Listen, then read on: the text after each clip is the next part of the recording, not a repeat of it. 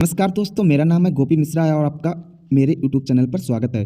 दोस्तों, आज का हमारा टॉपिक है मुगल साम्राज्य के अंतर्गत बाबर के बारे में आज हम पढ़ेंगे। दोस्तों, आज हम बाबर के जीवन के बारे में और बाबर ने जो लड़ाइयाँ लड़ी थी, युद्ध लड़े थे उन और किस किससे वो युद्ध हुए थे और बाबर भारत में क्यों आया, आखिर भारत उसको किसने बुलाया था, इस सब चीज़ों को हम बहुत ही कम समय में टू द पॉइंट पढ़ेंगे और बाद में हम आपके MCQ भी कराएंगे। तो वीडियो के अंत तक बने रहें और अगर आप नए हैं तो हमारे चैनल को सब्सक्राइब जरूर कर लें। तो चलिए अपने वीडियो को शुरू करते हैं। सबसे पहले हम मुगल के बारे में जानेंगे। दोस्तों, जो मुगल थे वो तुर्कों की एक शाखा थी, चगताई से संबंधित थे, जिसका नाम प्रसिद्ध मंगोल नेता चंगेज खान के दूसरे बेटे के नाम पर रखा गया था। तो दोस्तों, जो बाबर था वो भारत में मुगल साम्राज्य का संस्थापक था और बाबर के जो बचपन का नाम था वो जहीरुद्दीन मोहम्मद था। ये आपको याद करना है क्योंकि ये एग्जाम में पूछ लिया जाता है कि बाबर के बचपन का नाम क्या था। तो बाबर के बचपन का यानी मूल नाम जहीरुद्दीन मोहम्मद था और जो बाबर था वो चंगेज खां का वंशज था। बाबर का जन्म 14 फरवरी 1483 को उज्बेकिस्तान में हुआ था और 11 वर्ष की आयु में बाबर फरगना का सम्राट बना। फरगना इसका पैतृक निवास था। इसके पिता और ये फरगना में ही ये इसका जन्म हुआ था और इसके पिता ने इसको 11 वर्ष की आयु में बाबर फरगना का सम्राट बन गया। लेकिन इसके सम्राट बनना इसके चचेरे भाइयों को ज़्यादा दिन रास नहीं आया और उन्होंने इससे लेकिन दोस्तों, इसके चचेरे भाइयों को इसका सम्राट बनना रास नहीं आया और उन्होंने इससे फूट पड़ गई और बाबर फरगना छोड़कर डर के कारण भाग गया। बाबर ने 19 साल की आयु में जब उसके दुश्मन आपस में लड़ रहे थे तो उनका फ़ायदा उठाया और 1502 में उसने काबुल जीत लिया। काबुल जीतने के बाद बाबर को बादशाह की उपाधि मिली और उससे पहले मिर्ज़ा की पैतृक उपाधि उसके पास थी जो उसके पिता द्वारा उसको मिली थी। किसकी? मिर्ज़ा की। और जब उसने काबुल पर जीत हासिल की तो उसको बादशाह की उपाधि मिली। काबुल जीतने के बाद उसने सबसे पहले पैतृक निवास फरगना, जहाँ से ये भाग गया था, और उसकी राजधानी समरकंद को जीता। किसको? अपने पैतृक निवास फरगना को और समरकंद को काबुल जीत के बाद उसने इन दोनों को भी जीत लिया। अब कहानी शुरू होती है बाबर की भारत आगमन की। आखिर बाबर भारत में कैसे और क्यों आया? बाबर का हमेशा से मध्य एशिया को कब्जाना चाहता था। उसका ये सपना था कि वो मध्य एशिया पर शासन करे और उस समय भारत की राजनीतिक दिशा भी बिगड़ी हुई थी और यहाँ के राजा जो थे छोटी छोटी लड़ाइयाँ आपस में लड़ रहे थे, जिनका फ़ायदा बाबर उठाना चाहता था और उसने उठाया भी। लेकिन कैसे? अब जब यहाँ पे राजनीतिक दिशा बिगड़ी थी, यहाँ पे लड़ाइयाँ छोटे छोटे राजा आपस में लड़ रहे थे, तो इस कारण बाबर की नज़र में भारत आ गया। और भारत के जो कुछ क्षेत्र थे ऐसे भी थे जिन पर ना तो राजपूतों का अधिकार था और ना ही अफगानियों का, जैसे बंगाल, मालवा, गुजरात, मेवाड़, ये सब स्वतंत्र थे। इन पर ना तो राजपूतों का शासन था और ना ही उस समय शासन कर रहे अफगानियों का। और उसी समय दिल्ली के जो सुल्तान थे इब्राहिम लोदी, उस समय दिल्ली के सुल्तान थे इब्राहिम लोदी के चाचा आलम खान ने बाबर की बहादुरी देखकर दिल्ली आने का न्योता भेजा। तो दिल्ली आने का न्योता किसने भेजा था? आलम खान ने, जो इब्राहिम लोदी का चाचा था। क्योंकि आलम खान जो था वो इब्राहिम लोदी से खुश नहीं था, जिससे बाबर और इब्राहिम लोदी एक दूसरे के दुश्मन बन गए।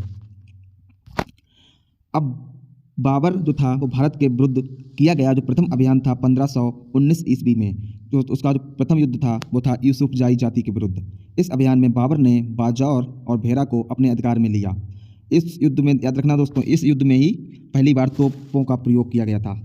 इस युद्ध में पहली बार तोपों का प्रयोग हुआ था। किस युद्ध में? ये जो यूसुफजाई जाति के विरुद्ध था उसमें बाबर ने तोपखाने का प्रयोग हुआ था। अब नवंबर 1526 में बाबर द्वारा किए गए 5वें अभियान में, जिसमें बख्श खां की सैनिक टुकड़ी के साथ बाबर का पुत्र हुमायूं भी आ गया, उसने सबसे पहले दौलत खां को समर्पण के लिए विवश किया और बाद में उसे बंदी बना लिया गया। शीघ्र ही आलम खान ने भी आत्मसमर्पण कर दिया। इस तरह पूरा पंजाब बाबर के कब्जे में आ गया। इस समय इब्राहिम लोदी जो दिल्ली का सुल्तान था वो दौलत खां इब्राहिम से नाराज़ था, इसीलिए दौलत खां ने बाबर को युद्ध करने के लिए भारत बुला लिया। इस तरह पानीपत की पहली लड़ाई जो बाबर द्वारा लड़ी गई थी शुरू हुई। और ये लड़ाई कब शुरू हुई थी? ये हुई थी 21 अप्रैल 1526 ईस्वी में। पानीपत का प्रथम युद्ध हुआ था और ये बाबर का युद्ध हुआ था इब्राहिम लोदी से, जो उस समय दिल्ली का सुल्तान था। तो 12 अप्रैल 1526 को दोनों ओर की सेनाएं पानीपत के मैदान में आमने सामने आ गईं और युद्ध का आरंभ 21 अप्रैल को शुरू हुआ। इस युद्ध में इब्राहिम लोदी बुरी तरह से परास्त हुआ और मार दिया गया और बाबर की विजय हुई। पानीपत के ही युद्ध में बाबर ने अपनी प्रसिद्ध निशानेबाज उस्ताद अली और मुस्तफ़ा की सेवाएं भी ली थीं। पहली बार इसके जो प्रसिद्ध दो निशानेबाज थे उस्ताद अली और मुस्तफ़ा, तो पानीपत के प्रथम युद्ध में उसने दोनों से अपनी सेवाएं ली थीं। इस युद्ध में बाबर ने 12,000 सैनिक प्रयोग करे थे। कितने? 12,000 सैनिक पानीपत के प्रथम युद्ध में बाबर ने प्रयोग किए थे। बाबर जो था, भारत विजय के ही उपलक्ष्य में बाबर ने प्रत्येक काबुल निवासी को जो एक एक चांदी का सिक्का उपहार स्वरूप प्रदान किया था, क्योंकि ये भारत विजय यानी जो पानीपत का जो प्रथम युद्ध था, जो बाबर और इब्राहिम लोदी के बीच लड़ा था, जिसमें बाबर ने विजय प्राप्त की, इस खुशी में बाबर ने प्रत्येक काबुल के निवासी को एक एक चांदी का सिक्का उपहार में दिया था और उसकी इसी उदारता के कारण उसे कलंदर की उपाधि दी गई। किसकी? कलंदर की उपाधि दी गई। और दोस्तों, पानीपत के युद्ध में परास्त होने के बाद इब्राहिम लोदी की मौत हो गई थी और पानीपत के युद्ध में ही बाबर को कोहिनूर हीरा मिला था।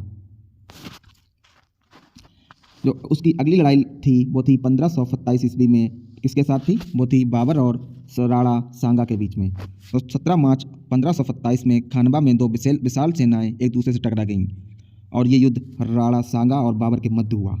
राजपूतों की ताकत बाबर से ज़्यादा थी, लेकिन जो उपकरण थे वो बाबर के पास ज़्यादा अच्छे थे, इसीलिए बाबर विजयी हुआ और राणा सांगा को उसके साथियों ने जहर देकर मार दिया।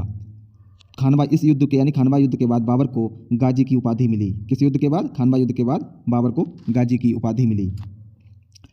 1528 ईस्वी में बाबर द्वारा चंदेरी का युद्ध हुआ और ये युद्ध बाबर और राजपूतों के बीच हुआ। तो चंदेरी का युद्ध मुगलों और राजपूतों के बीच 29 जनवरी 1528 को शुरू हुआ था। इस युद्ध में राजपूतों की सेना का नेतृत्व मेदिनी राय खंगार ने किया था। इस युद्ध में मेदिनी राय खंगार की पराजय हुई।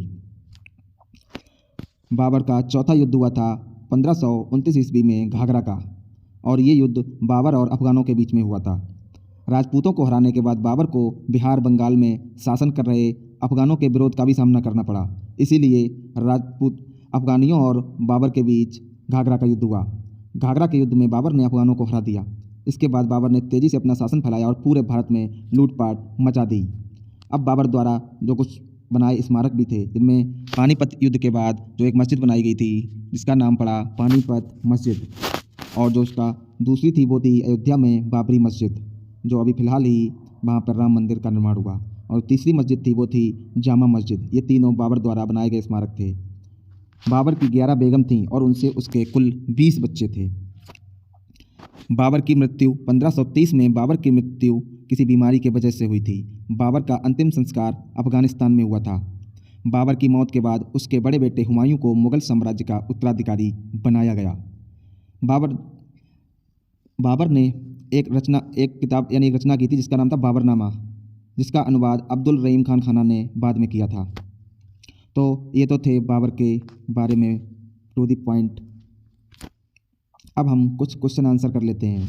तो सबसे पहले क्वेश्चन है हमारा, बाबर का पूरा नाम क्या था?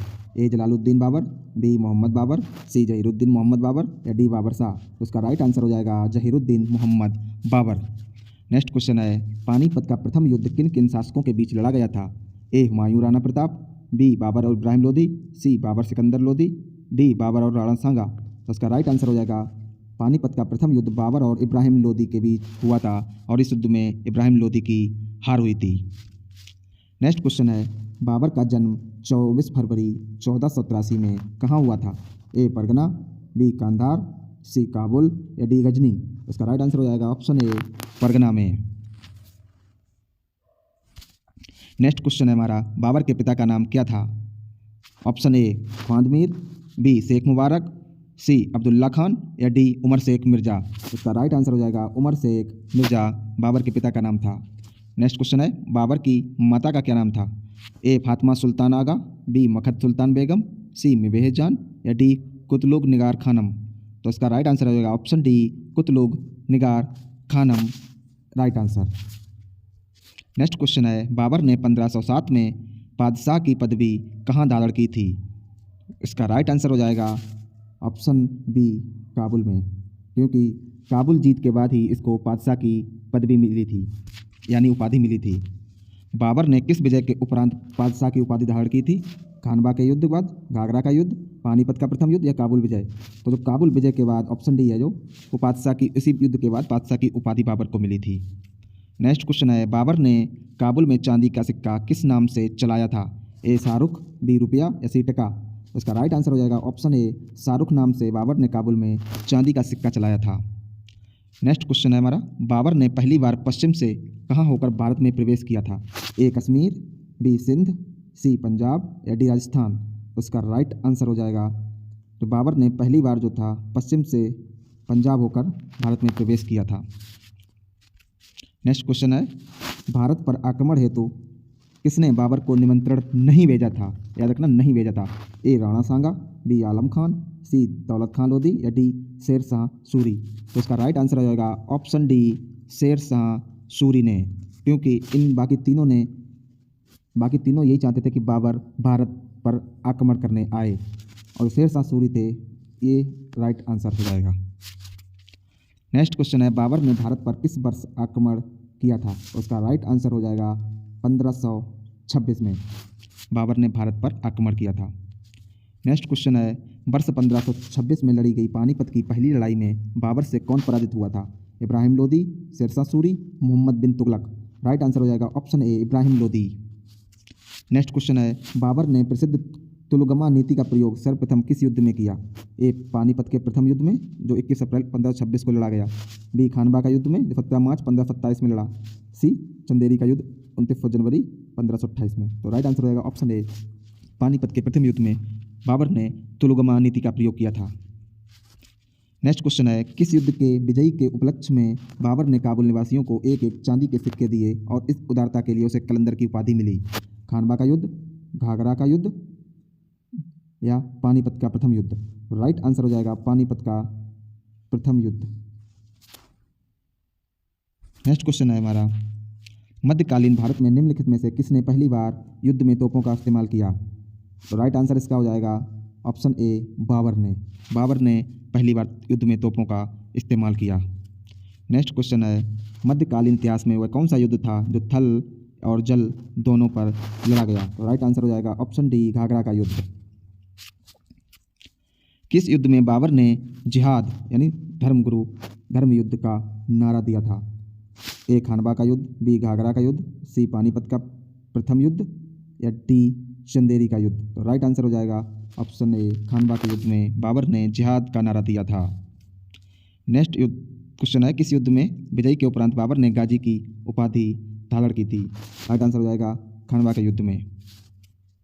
तो दोस्तों, आपको कैसी लगी हमारी वीडियो हमें ज़रूर बताएं, और हमारी इस वीडियो को अच्छी लगे तो लाइक ज़रूर कर दें, और हमें कमेंट में ज़रूर बताएं कि बाबरी मस्जिद का निर्माण किसने करवाया था। तो मिलते हैं अगले वीडियो में। जय हिंद।